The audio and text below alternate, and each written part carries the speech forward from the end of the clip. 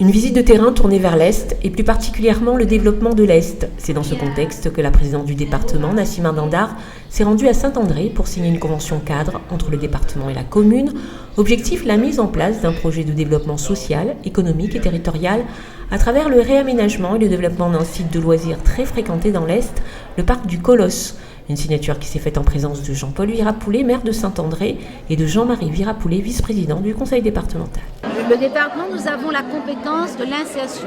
Et donc nous voulons, avec la mairie de Saint-André, signer une convention de partenariat pour former des Saint-Andréens pour apprendre à travailler sur le bois de goyavier, sur le Vaqua, pour un but, embellir ce site du Colosse, l'embellir, l'aménager avec un vrai projet global qui va aller de la construction du mobilier urbain, de petits bancs, à du bel embellissement avec des kiosques qui seront ici présents. Nous avons été élus sur Saint-André plus humain et Saint-André plus dynamique sur le plan économique. Le Colosse symbolise mieux que tout autre équipement cette double vocation du mandat que le peuple nous a confié. Puisque le Colosse, c'est à la fois le poumon touristique de la ville et c'est aussi, grâce à la volonté de la présidente du conseil départemental, Madame Dandar, et de son vice-président Jean-Marie Virapoulet. C'est un plaisir, un honneur aujourd'hui, Madame la Présidente, de vous accueillir. Un réaménagement qui permettra à l'échelle départementale de développer le tourisme. Il faut aussi, selon la présidente, un rééquilibrage du territoire et l'Est est une priorité.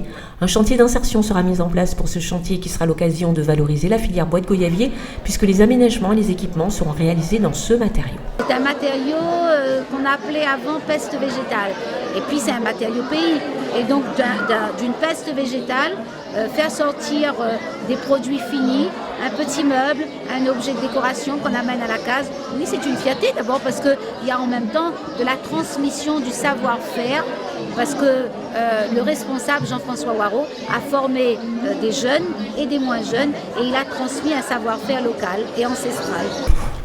Le bois de goyavier est mis à l'honneur également dans la ville de Saint-André, à proximité des travaux de sécurisation de la route départementale 48, route de Salazie. Sur cette portion circulent plus de 14 000 véhicules par jour, mais on y rencontre également des piétons et des écoliers. Des trottoirs, des places de stationnement et une piste cyclable font partie des aménagements. Ce sont des travaux de sécurité pour les piétons. On a fait des trottoirs, on est aux abords d'établissements scolaires, une école primaire ici, un lycée plus bas, une autre école primaire un peu plus bas. Donc il fallait sécuriser le passage des piétons. Il y avait des fossés à ciel ouvert ici. Donc ce sont des travaux importants pour nos enfants. 800 000 € ont été alloués pour ces travaux, financés à hauteur des 2/3 par le département. C'est une première tranche. Il y aura 3 tranches de travaux pour poursuivre la réalisation de ces trottoirs et assurer la sécurité de nos enfants. Pour finir, dans la lignée des grands chantiers initiés par le département, le forage du désert qui a pour but d'améliorer les connaissances géologiques et hydrogéologiques sur le secteur de Saint-André. Ce chantier débuté en novembre 2015, s'est achevé en juin 2016 et a permis de délimiter 4 phases de forage selon les profondeurs différentes, de localiser les arrivées d'eau et de faire des essais de pompage par palier pour définir la qualité de l'eau. Le forage a donc été inauguré par la présidente et fait l'objet d'une convention de mise à disposition à la commune. Coût de l'opération pour la collectivité, 960 000 €.